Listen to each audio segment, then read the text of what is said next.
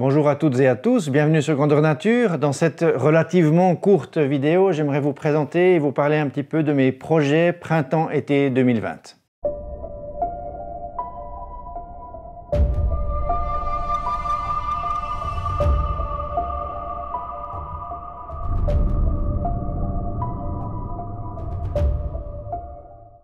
Dans cette vidéo, je vais parler de deux sujets principaux. Ma destination pour l'été 2020, ainsi que les préparations durant tout ce printemps, et aussi créer soi-même son matériel de randonnée, une nouvelle aventure que j'ai décidé de tenter. Chaque année, habituellement, je présente pour le grand projet, disons la grande randonnée de longue distance de la saison estivale, de la saison de randonnée principale. Je présente en général mon projet avec tout plein de préparations, de choses comme ça. Cette année, ça va peut-être être un petit peu différent. Je m'explique. La toute première chose, c'est que effectivement, je me mets beaucoup la pression en me disant, voilà, je veux réaliser ceci de tel point à tel point, point A, point B. Et puis, effectivement, on l'a vu sur mes deux dernières grandes tentatives, on va dire, de grande randonnée, le GR5 et la HRP. Voilà, que parfois le physique nous rattrape et puis que ça peut nous limiter. Donc ça a été en gros limité entre 10 et 15 jours, plus de 2 semaines, j'y suis pas arrivé pour des histoires d'atteinte physique. Donc cette année, j'ai décidé de faire différemment. Alors, initialement, le projet était très long. J'ai donc décidé de ne pas me mettre de but d'arrivée, uniquement un but de départ, et puis ensuite de réaliser ce que je peux faire sur ce trajet prévu. Ma destination de départ, je la connais déjà. Il s'agit de Ljubljana en Slovénie. Je pars le 18 juin. Pourquoi Ljubljana? Alors la première chose, c'est que j'aime beaucoup les pays de l'Est. Du coup, ça me permettra juste de profiter 2 jours pour un petit peu de visite de la ville. Puis je vais démarrer pour rejoindre la Via Alpina, un petit peu plus haut que son départ. Le départ de la Via Alpina, donc du tracé rouge, c'est celui qui m'intéresse, étant vers Trieste, pour remonter ensuite, au début dans le Triglav en Slovénie, puis ensuite passer un moment sur l'Italie, passer en Autriche, revenir en Italie pour me rapprocher de la Suisse. Faire l'entier de la Via Alpina rouge demande un peu plus de temps que j'en ai à disposition. Je dispose d'environ 1 mois à 1 mois et demi. En 1 mois et demi, je pourrais faire un gros bout justement de cette Via Alpina tracée rouge, mais voilà, c'est quand même beaucoup de kilomètres. La totalité ne sera pas réalisable en si peu de temps, c'est pas possible pour des raisons de kilométrage tout simplement. Deuxièmement, j'ai pas envie de me remettre une pression par rapport à mes problèmes de genoux, etc. Donc je vais y aller comme je peux. Et puis mon départ est Ljubljana, le billet je l'ai déjà, ça c'est parti. Donc j'ai décidé ça. Maintenant je vais me rapprocher de la Suisse autant que possible par rapport à mon rythme, mon état physique et compagnie. Ce sera donc toujours une randonnée en autonomie, partielle, dans le sens où il y aura des points de ravitaillement que je vais devoir trouver. Pour être très franc avec vous, on est plus ou moins 3 mois avant le départ. Je suis extrêmement peu préparé, contrairement à ce que j'avais fait pour la HRP, le GR5 et compagnie. Donc c'est un peu, pour le moment, complètement en flou.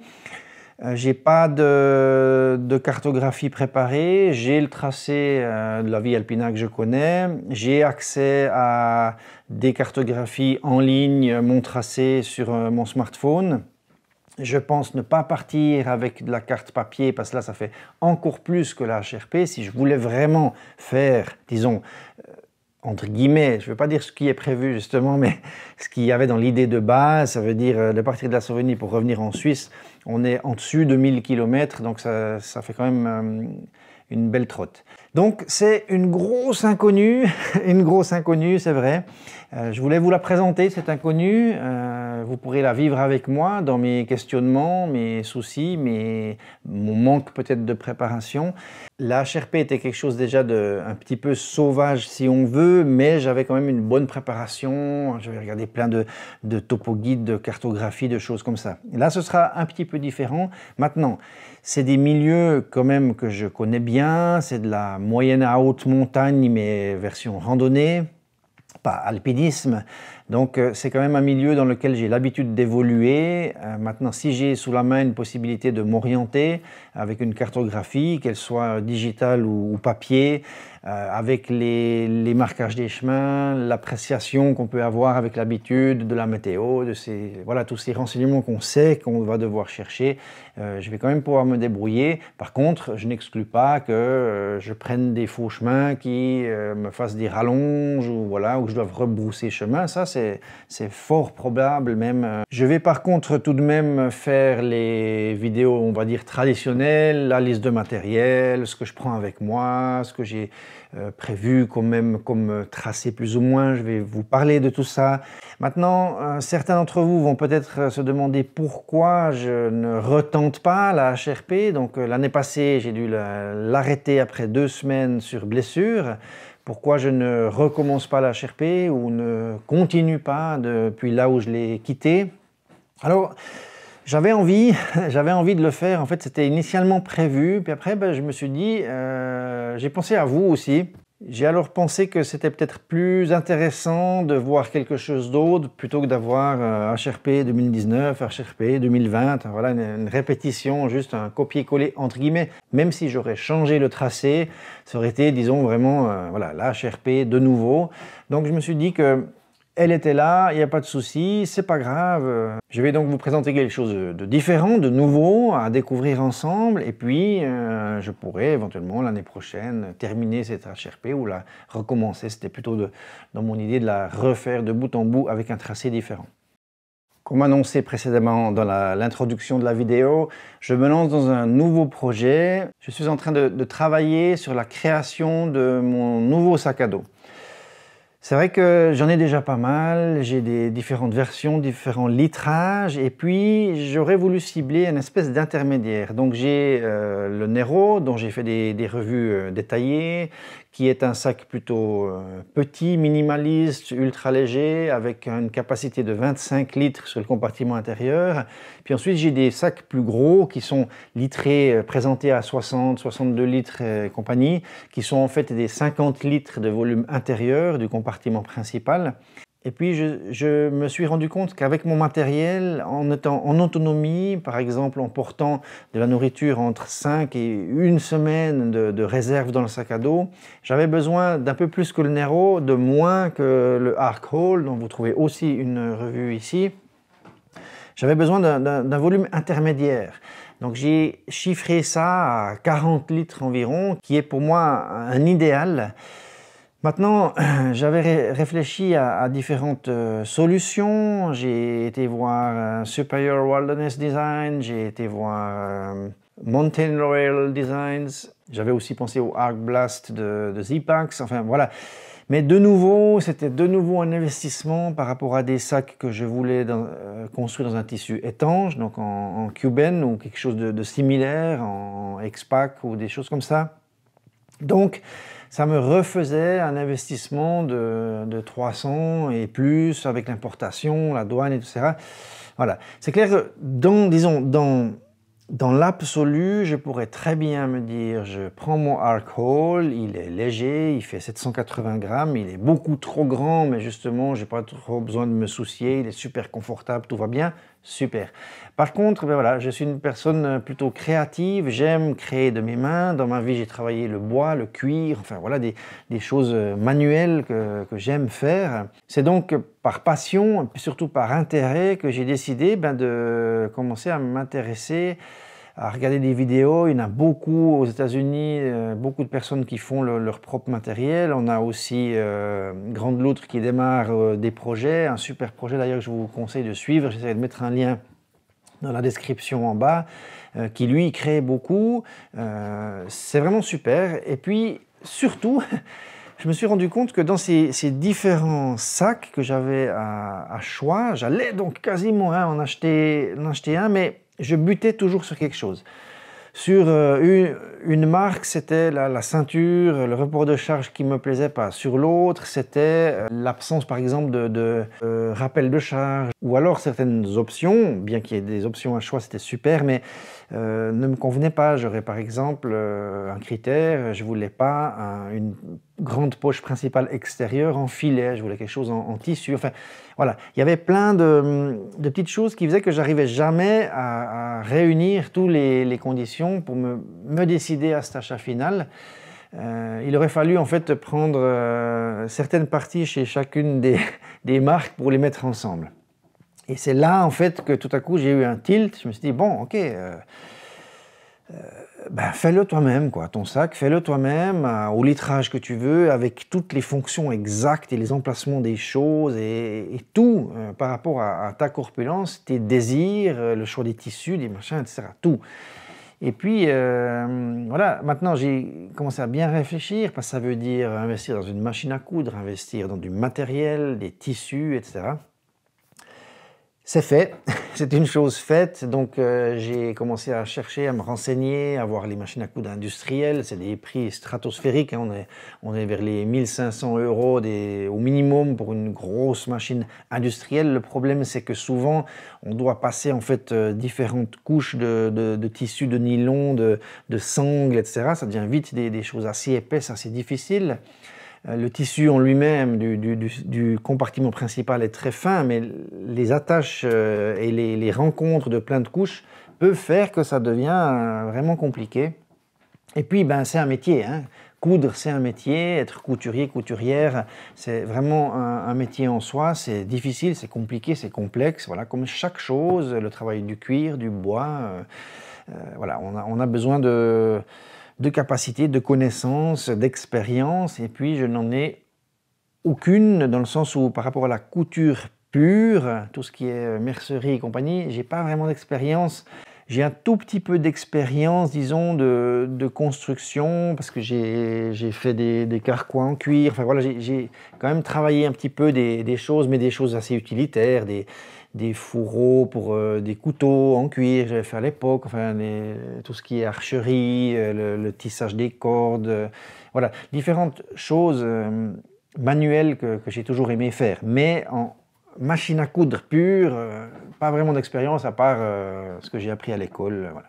J'ai donc voilà, recherché une machine, disons, de maison, pas industrielle, mais qui soit robuste, solide. Je me suis arrêté à une Bernina, qui est une marque suisse. C'est une machine des années 76-80 à peu près. Donc elle a un certain âge, tout comme moi, et puis c'est par contre des machines intéressantes parce qu'elles ont des moteurs costauds, solides, et surtout elles sont tout métal. Donc tous les engrenages, la mécanique à l'intérieur, c'est un peu de l'horlogerie, mais c'est du costaud, du solide en métal. Il n'y a pas de nylon, pas de plastique dans tout l'entraînement. Donc c'est une machine assez performante, je l'ai testée dans des grosses couches, avec du vinyle, des machins, des sangles par-dessus. Ça passe bien à travers, c'est quelque chose d'assez concluant.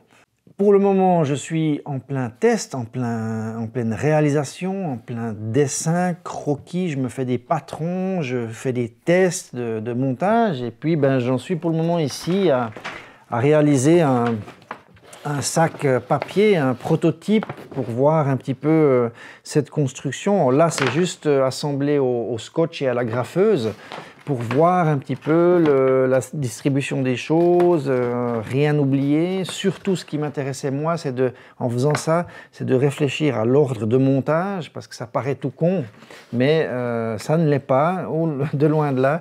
Il faut vraiment réfléchir à tout dans des zones de jonction où plein de tissus viennent ensemble. Il ne faut rien oublier, parce qu'une fois que les cousus fermés, on ne peut plus accéder avec la machine à l'intérieur. Donc c'est vraiment assez important.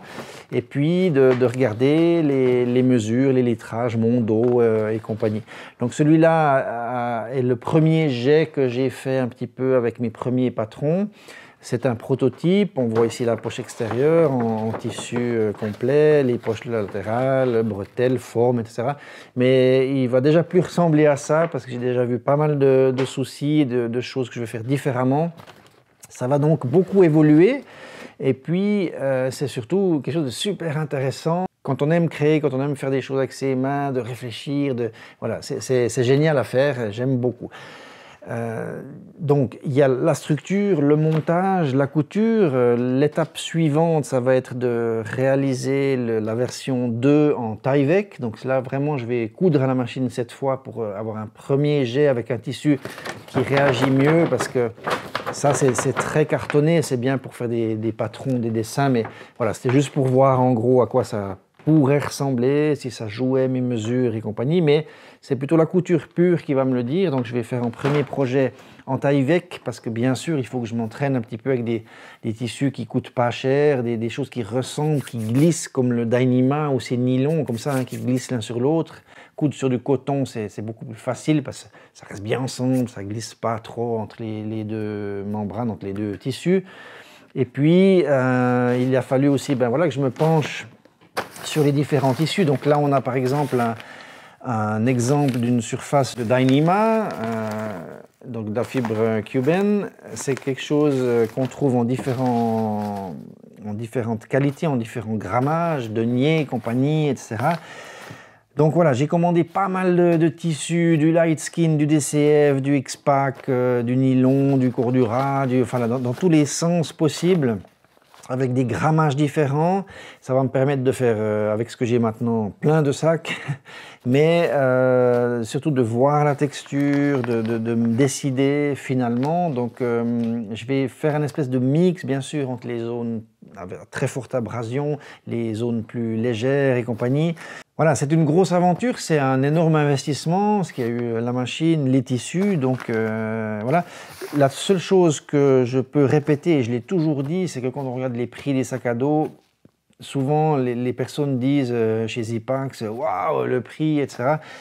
De toute façon, je l'ai dit déjà dans mes revues, quand on pense au temps qu'il faut pour assembler le sac, la coupe, la couture et compagnie, et puis surtout le prix des choses, même en ayant des prix de grossistes, je peux vous dire que la marge qu'ils font sur la vente des sacs, elle n'est pas monstrueuse. Ça, je vous le garantis, parce que ici, je pense que les sacs vont me revenir plus ou moins à peut-être moitié prix en matériel pur, mais par contre, en temps de travail, ce sera des centaines d'heures. Donc si je devais vous vendre un de mes sacs, ce ne sera pas en dessous de 2000 balles, hein, je vous dis tout de suite. Voilà, donc c'est une grosse aventure, quelque chose de tout nouveau pour moi, dans lequel je me lance avec grand plaisir. Je vais faire des vidéos dédiées à ça, donc vous allez pouvoir me suivre dans mon apprentissage des choses, dans la réalisation de ce sac à dos, dans les décisions, dans des plans de couture, différentes explications.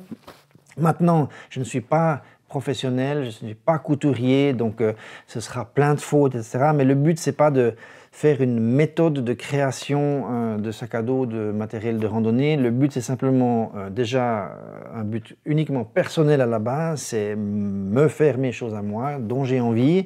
Ça, c'est une première chose. Puis la deuxième chose, c'est de pouvoir un peu le partager avec vous, vous montrer ça, vous montrer mes plantés, les mauvais résultats, enfin voilà, parce que forcément, mes premiers sacs, ils vont être un peu dégueulasses. Voilà. Ce que je me fixe comme but, si j'y arrive, j'espère, mais ce que je me fixe comme but, c'est de partir cet été dans cette grande randonnée en Slovénie sur la Via Alpina en direction de la Suisse avec le sac à dos que j'aurai créé. Voilà, je vous laisse un petit peu avec tout ça. C'était une vidéo juste de blabla, mais pour présenter deux gros projets. Donc la Via Alpina pour cet été et puis créer mon sac à dos sur mesure. Je vous souhaite une bonne préparation, des bonnes randos. L'hiver est peu là pour le moment en tout cas. Stay safe, éloignez-vous de cette saloperie de virus et puis surtout, prudence. Bonne randonnée à vous et à la prochaine. Ciao, bye bye.